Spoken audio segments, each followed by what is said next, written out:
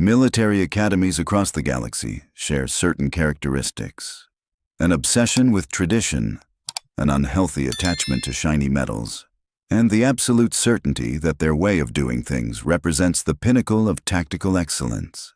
The Valorian Academy of Strategic Combat Excellence took this philosophy. According to YouTube analytics, 98% of viewers are not subscribed. That's a huge number. By subscribing the channel that is completely free, you'll help support the channel and never miss fresh content.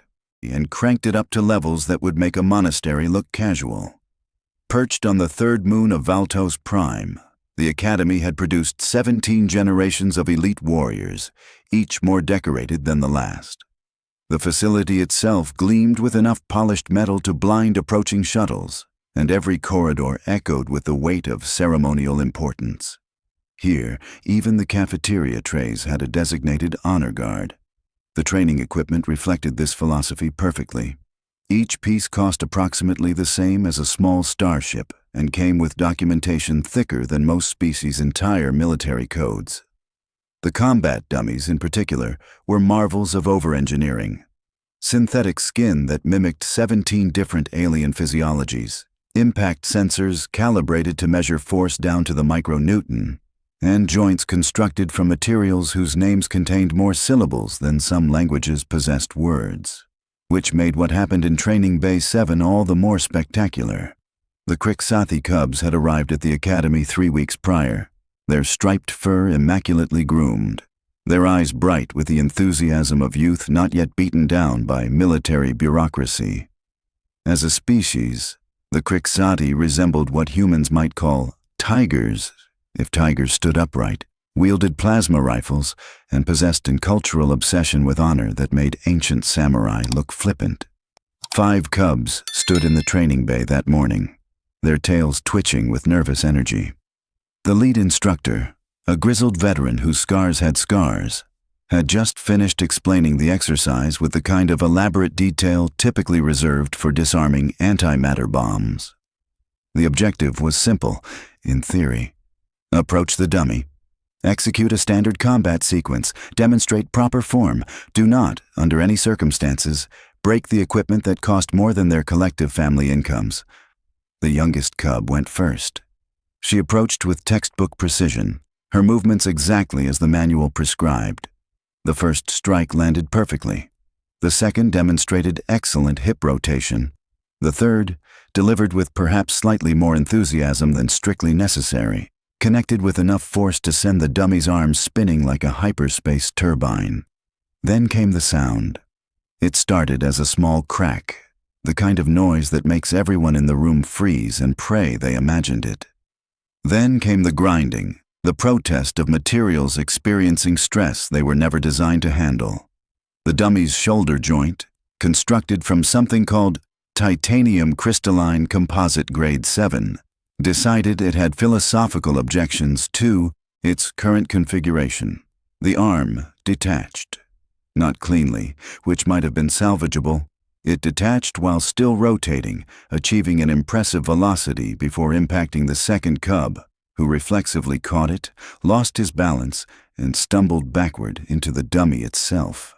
The resulting chain reaction would have fascinated physicists. The dummy toppled. The cub fell. Another cub tried to catch them both, and instead contributed additional momentum to what was rapidly becoming less of a training exercise and more of a physics demonstration. When the chaos finally settled, the dummy lay in pieces across the training mat. One arm completely severed. Both legs twisted at angles that didn't exist in any anatomy textbook. The head unit staring at the ceiling with what could only be described as mechanical accusation. Internal components, each labeled with multi-digit identification codes, scattered like expensive confetti. The instructor's face cycled through several colors not typically associated with Krixathi physiology.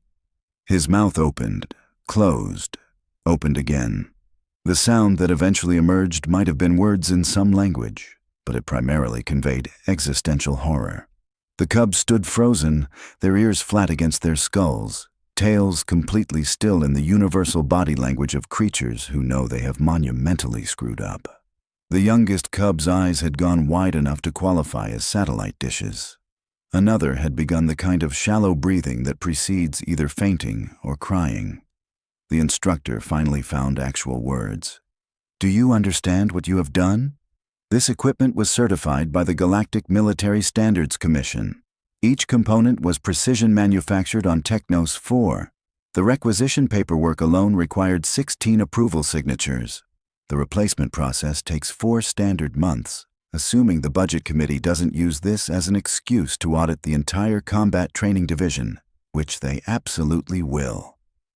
He continued in this vein for some time, covering topics including but not limited to the chain of custody for military equipment, the historical significance of maintaining Academy property, and a detailed comparison of the dummy's cost versus the Cubs' projected lifetime earnings.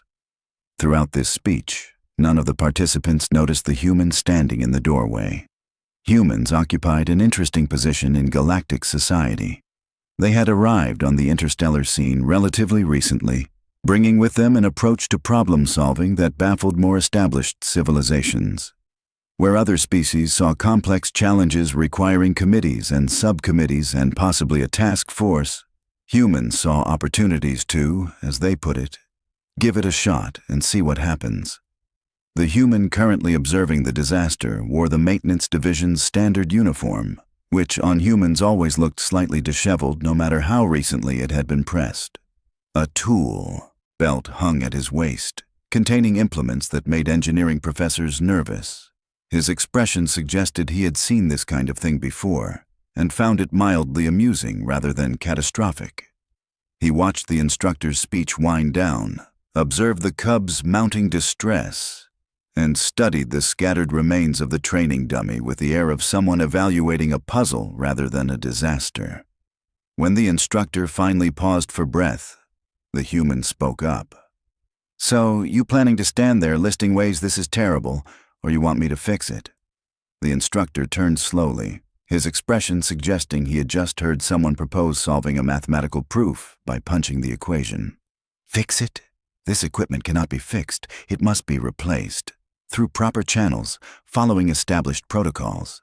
The human looked at the dummy parts, then back at the instructor, his face carrying the special kind of patience humans reserved for explaining what they considered obvious. "It's broken. We've got parts. I've got tools. Why wouldn't we fix it?" The instructor's mouth worked soundlessly, confronted with a logic so alien it didn't compute within his cultural framework. The human shrugged and walked toward the scattered components, already mentally cataloging what he had to work with. The Valorian Academy operated on principles established over centuries, refined through generations of military tradition, and codified into regulations that filled entire data storage units. Equipment didn't break at the Academy. When the inevitable happened anyway, the response followed a carefully choreographed ritual that involved damage assessments, incident reports, budgetary reviews, and eventually, after suitable bureaucratic suffering, the acquisition of replacement items through channels so proper they squeaked. Fixing things was not part of this equation. Fixing implied that equipment could be broken and restored, which suggested impermanence, which conflicted with the Academy's cultivated image of eternal excellence. Besides, the manufacturers provided very specific guidance. Any attempt to repair their precision instruments would void warranties so comprehensive they included clauses about interstellar jurisdiction. The human crouching beside the dummy's detached arm clearly hadn't read these guidelines. Or perhaps he had and filed them under suggestions from people who don't actually use tools. He picked up the severed limb, rotating it to examine the joint mechanism. The break had occurred at the shoulder assembly, where 17 different components connected through a mounting system that prioritized aesthetic symmetry over practical durability. Impressive to look at in technical diagrams. Less impressive when scattered across a training mat. "Problem's pretty obvious," the human muttered, talking more to himself than anyone else. "Joints got no give.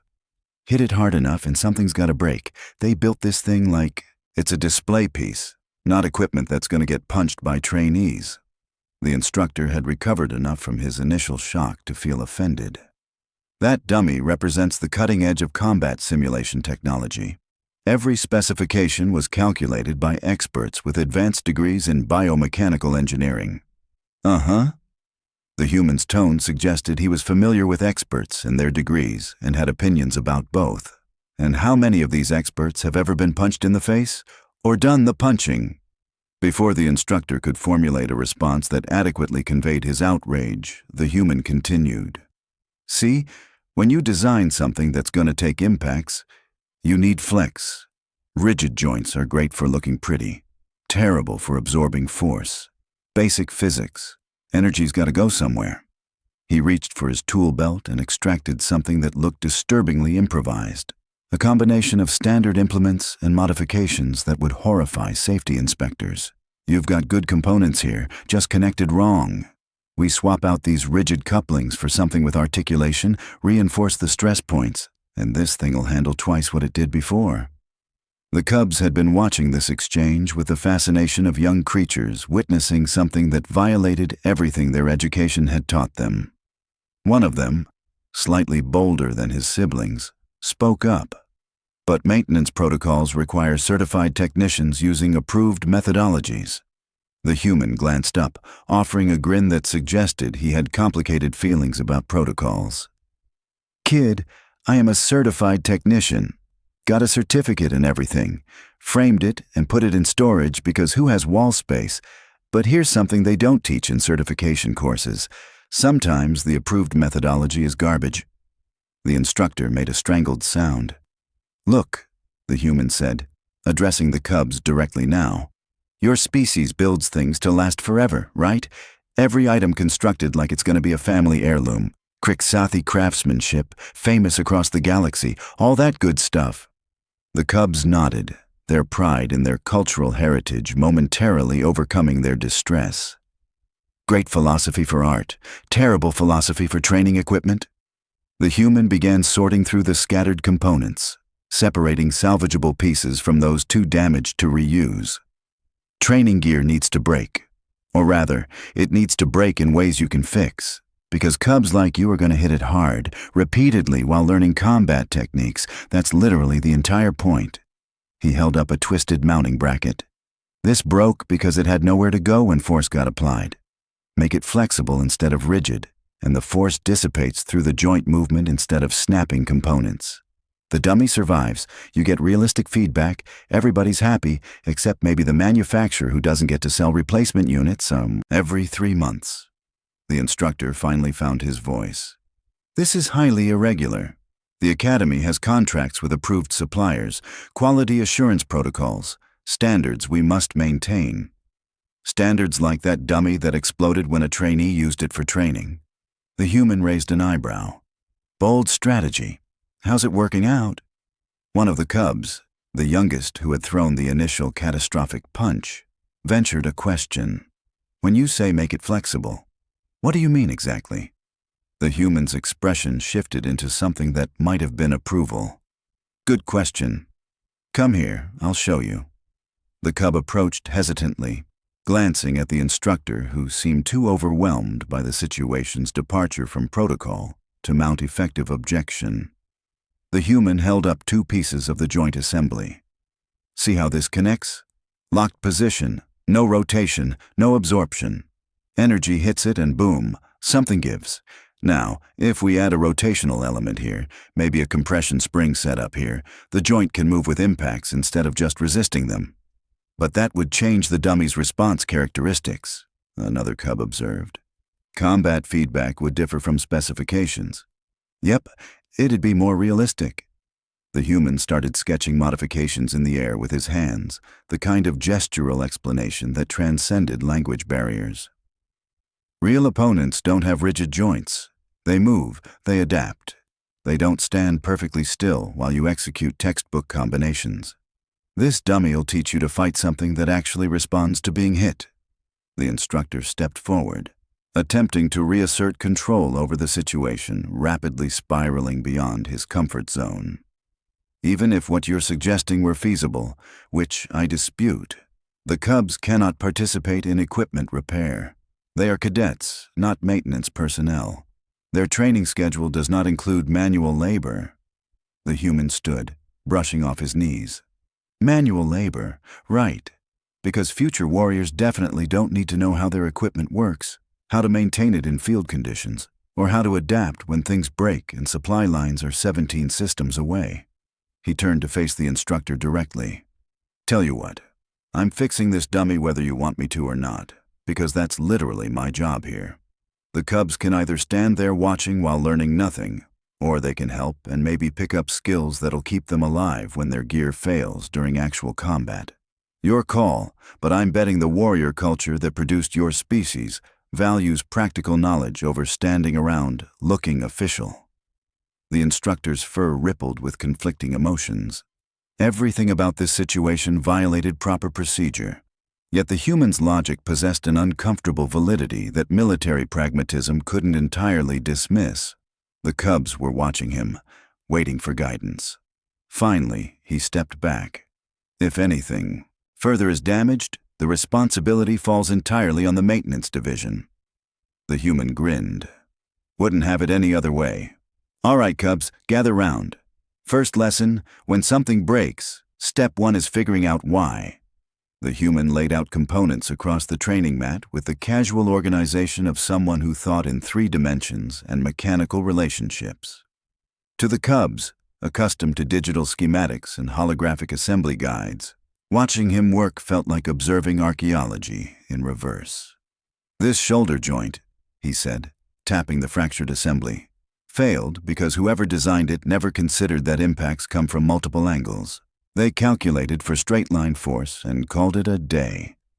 He pulled a small plasma cutter from his belt, adjusted the settings with practiced efficiency, and began removing the damaged mounting points.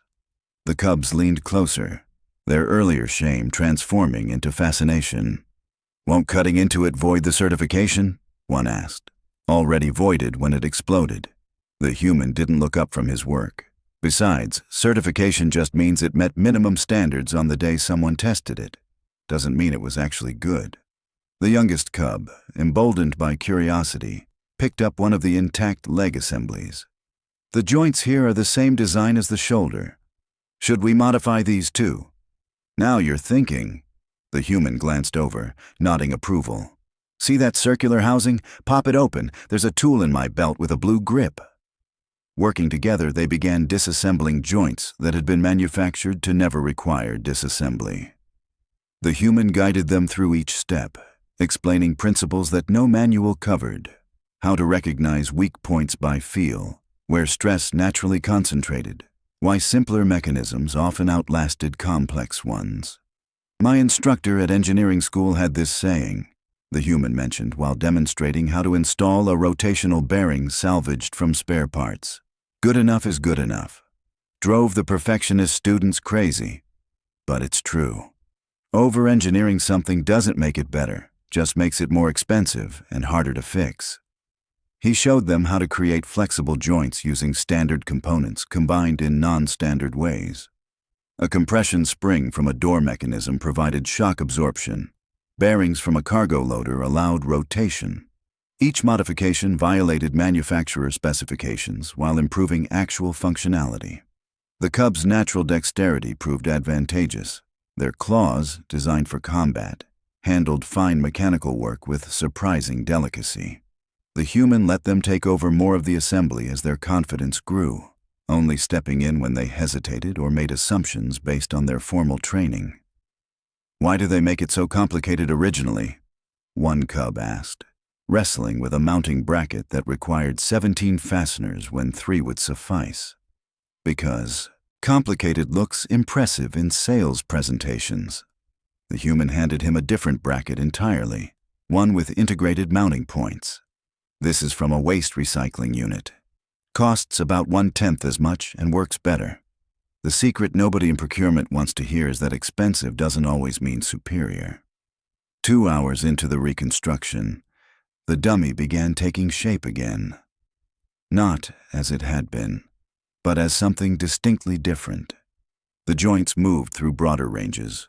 The limbs possessed controlled flex that absorbed impacts rather than fracturing under them. components from 6 different systems integrated into a whole that prioritized function over aesthetics. The instructor, who had been maintaining disapproving distance, moved closer to observe. His expression remained carefully neutral, but his ears tilted forward with interest he couldn't quite suppress. "The balance is wrong," he noted, finding criticism where he sought it. "Center of mass has shifted." "Yep." The human adjusted a leg assembly. "Shifted it on purpose. Makes the dummy less stable, which makes it better training. Real opponents aren't perfectly balanced either." The youngest cub stepped back, examining their collective work.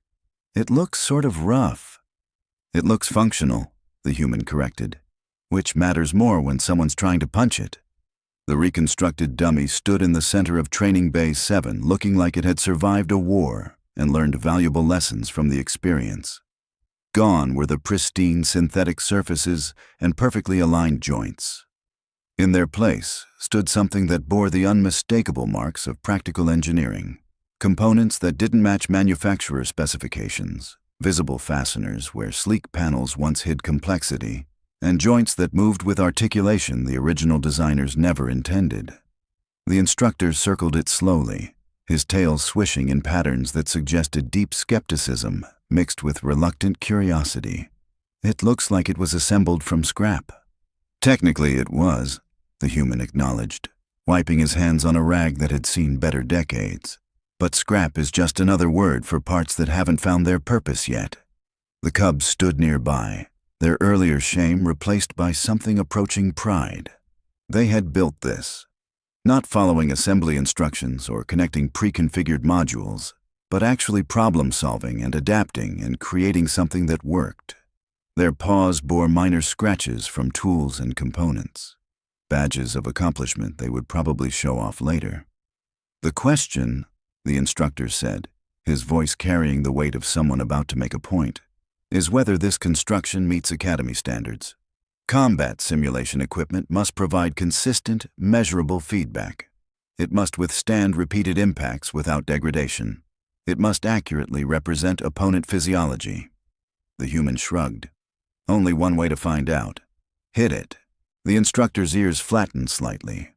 "Excuse me? You wanted to know if it works. Make one of the cubs hit it. That's literally what it's for." The human gestured toward the youngest cub, the one whose punch had started this entire situation. "Kid, show your instructor what you learned about proper striking technique." The young Krixathi looked between the dummy, the instructor, and the human, clearly calculating odds of further catastrophe. "What if it breaks again?" "Then we fix it again," the human said simply. "That's the whole point. Equipment that can't handle being used isn't equipment, it's decoration." The instructor considered this, then gave a sharp nod. "Proceed. Standard combination sequence. Full force." The cub approached the dummy with visible hesitation, muscle memory from the previous disaster making her cautious. She set her stance, checked her hip alignment, and threw the first strike. The dummy's torso absorbed the impact, rocking backward on joints that flexed and returned to position. No cracking sounds, no flying components. Just the solid thunk of a proper hit, connecting with a target designed to take it. Encouraged, she continued the sequence. Each strike landed clean. The dummy swayed and recovered, its modified joints distributing force through movement rather than resisting until failure. When she finished, slightly out of breath, the dummy remained intact and upright. "Again," the instructor ordered.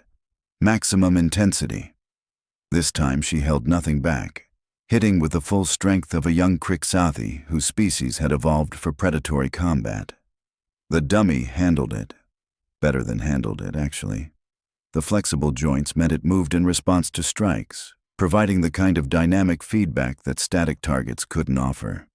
The other cubs took turns, each delivering their own combinations. The dummy endured, its improvised construction proving more resilient than the precision engineering it replaced. After the fifth cub finished a particularly aggressive sequence, the instructor finally spoke. "The joint articulation is superior. Impact distribution exceeds the original design. Response dynamics are more realistic." He paused, struggling with what came next. This is better equipment than what the Academy purchased. The human's expression suggested he had opinions about that, but possessed enough diplomatic sense to not say them all out loud. Turns out, when you design something to be fixed, you accidentally design it to be better. One of the cubs raised a paw tentatively. Could we learn more about repair and modification? Your training schedule is already established, the instructor began, then stopped.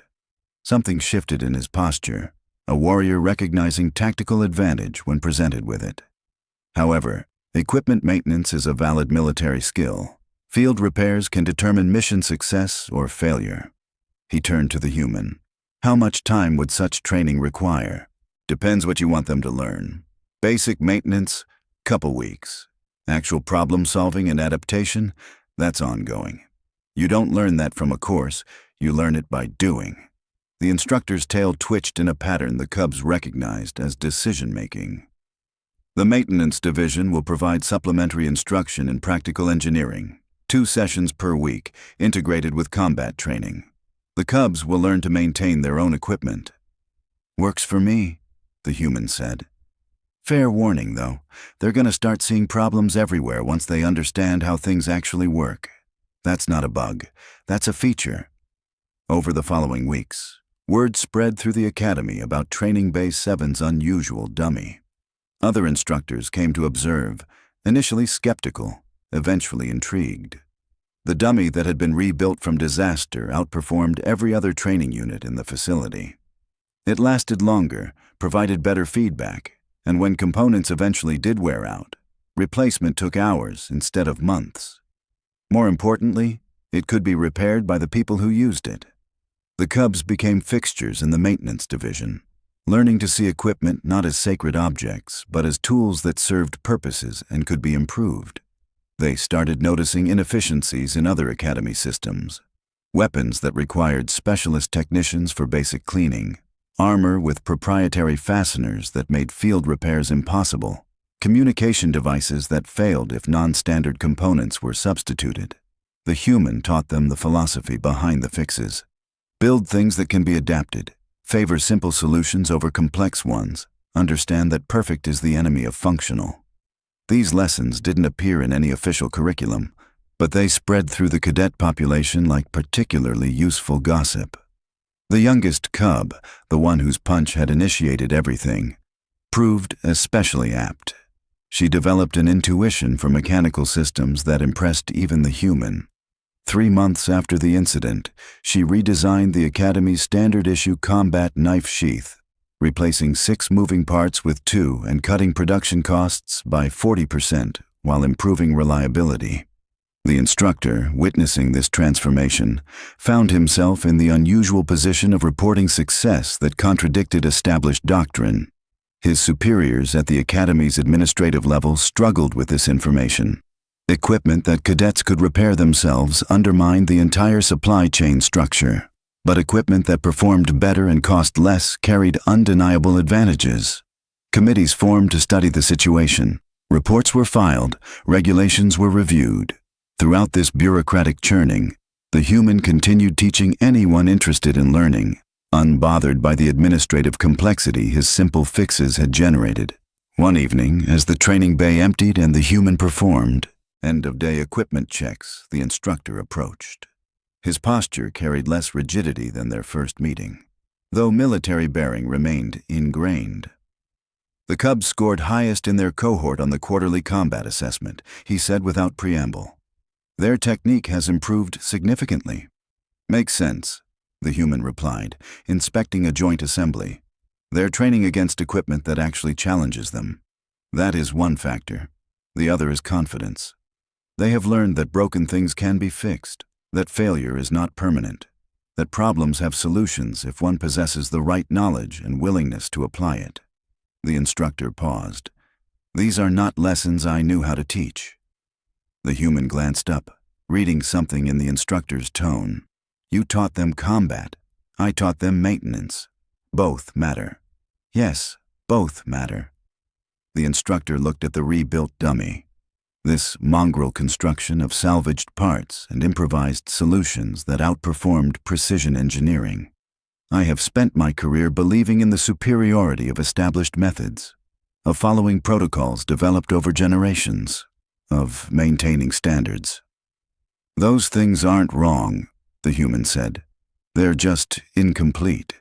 Standards are great starting points. What matters is knowing when to follow them and when to solve problems they don't address. The instructor's ears tilted in acknowledgement. A nuanced position, difficult to codify into regulation. Yep, that's why you need people who can think, not just follow instructions. The human straightened, tool belt clinking. Your cubs are learning that. They'll be better warriors for it. Long after the human left for the day, the instructor remained in the training bay, studying the dummy that represented everything his training said was wrong, but that practical reality proved was right. Military tradition valued consistency, predictability, adherence to tested methods. Yet here stood evidence that sometimes the tested methods needed testing themselves. The galaxy had spent centuries developing elaborate systems for everything: manufacturing, maintenance, combat, education. Humans had arrived and immediately started questioning why things were done in particular ways, often discovering that the answer was simply because that's how they had always been done. This drove established civilizations absolutely crazy, but it also produced results that were difficult to argue with.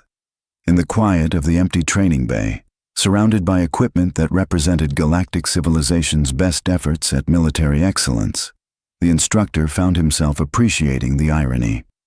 An elite academy dedicated to producing the finest warriors had been improved by a maintenance technician who thought instructions were suggestions and believed that good enough truly was good enough.